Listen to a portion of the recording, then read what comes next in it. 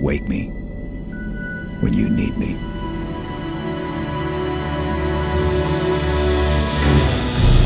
Halo has a magical feel to it that is unlike any other game. To what degree do we need to rework great work that's already been done? What do we keep? What do we throw away? What do we add? Equally, we want this to be our Halo game and the first Halo game that 343 has developed. We've really focused on trying to craft these moments that live up to the legacy of the Halo experience. We're working within the constraints of what makes Halo Halo, but trying to make every aspect of it bigger and better.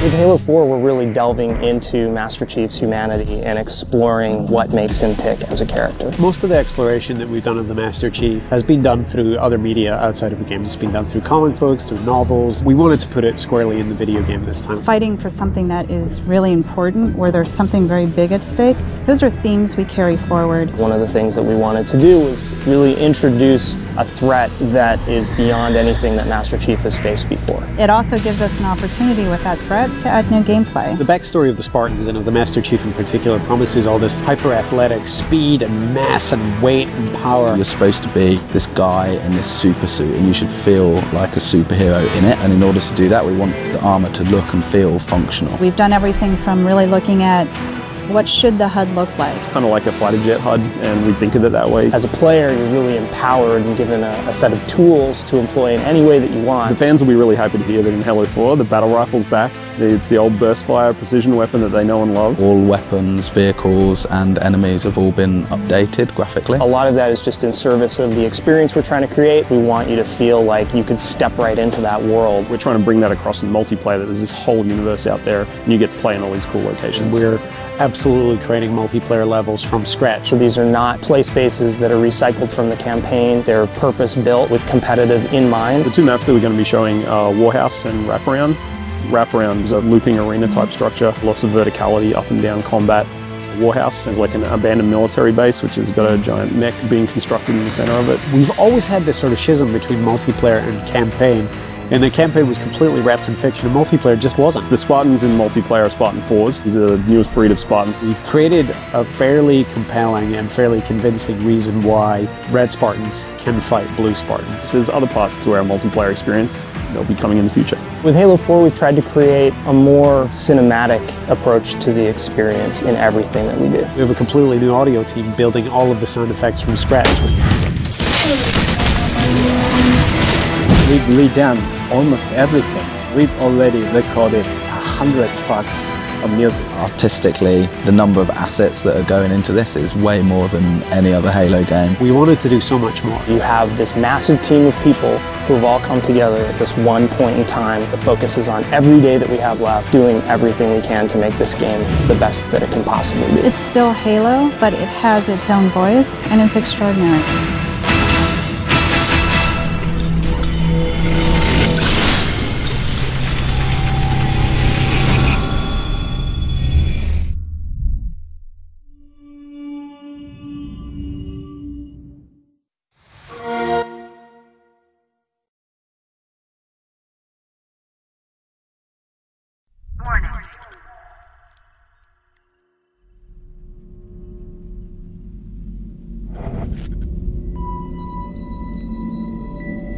Wake me when you need me.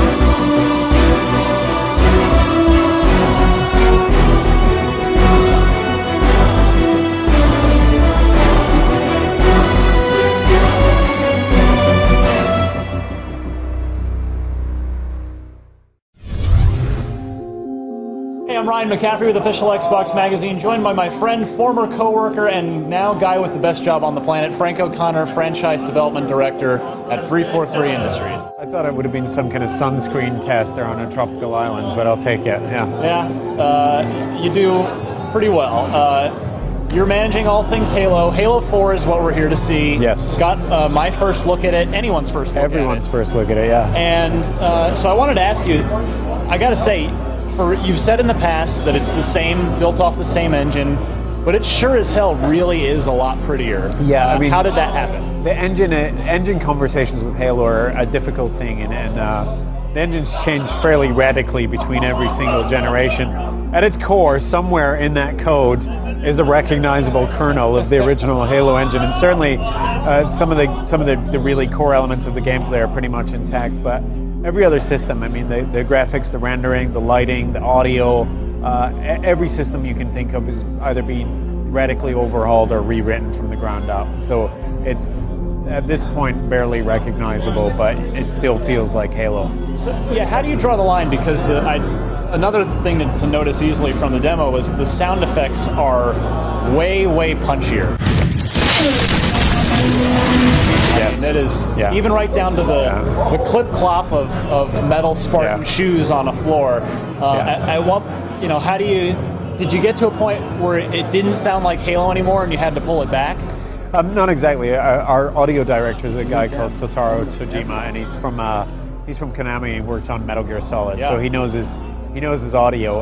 We have a new composer, of course, so our musicscape is going to change fairly dramatically. So with sound effects, one of the big drives was to try and make you feel like you were in this suit of Spartan Mjolnir armor.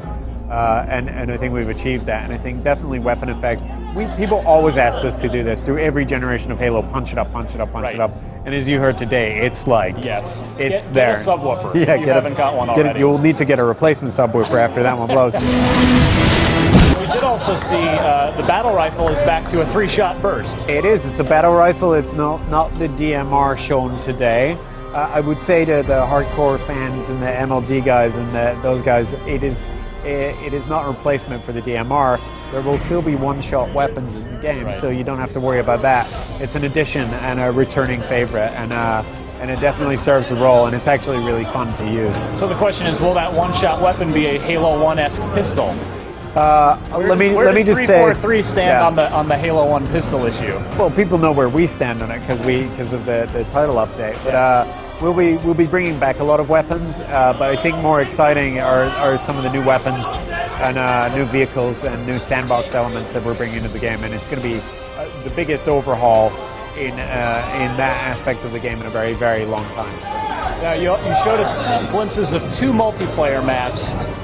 One of which was a Forerunner, it almost looked like it was literally in the heavens with ethereal lighting and just crazy construction. Can you kind of tell us a little bit about both of those levels? And it looks like it's carved from ivory. And it's, so that level's called Wraparound. It is a Forerunner solar power facility, actually, although instead of like capturing the sun's rays, it actually generates them by creating a massive fusion reaction in the sky of a shield world. That's the fiction for the level.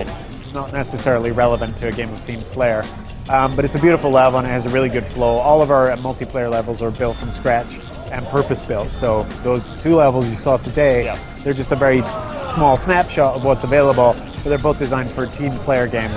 Lots of flowing paths, good sight lines, fast traversal points through the levels, and they're really, really fun.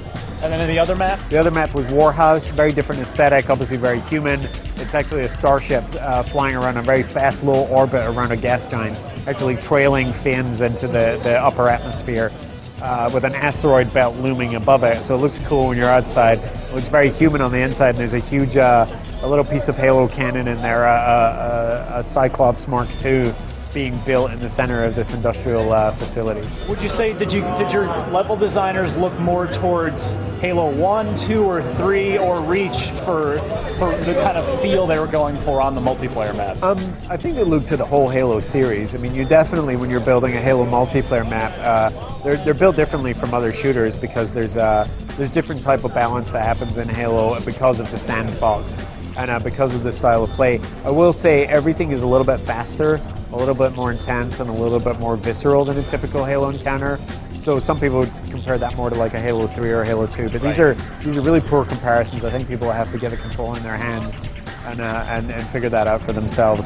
Well, speaking of getting the control in their hands, I'm guessing if there were going to be a multiplayer beta, public one, we probably would have heard about it by now. Yeah. I think you would have. I think that it's important that people know that we're definitely testing the game at scale, so they don't have to worry about that. But our focus is on shipping this game and polishing it and polishing it and polishing it, and a beta would be obviously a huge interruption of that process. So Halo 4, Fall 2012, Carved in Stone? Holiday 2012, Carved in Stone. I've lost a lot of track about what these terms really mean. Like, you mean fiscal holiday 2000? Yeah, holiday 2012, Xbox 360, absolutely, yes. Right. Our friend Master Chief is back in fall 2000, holiday. Wait, which one did you say? I guess it depends whether you live in Vermont or Alaska, I don't know. Towards the end of calendar 2012. Towards the end of this year, yes. So. All right, Frank, good to see you. Thank you. Cool, good to see you.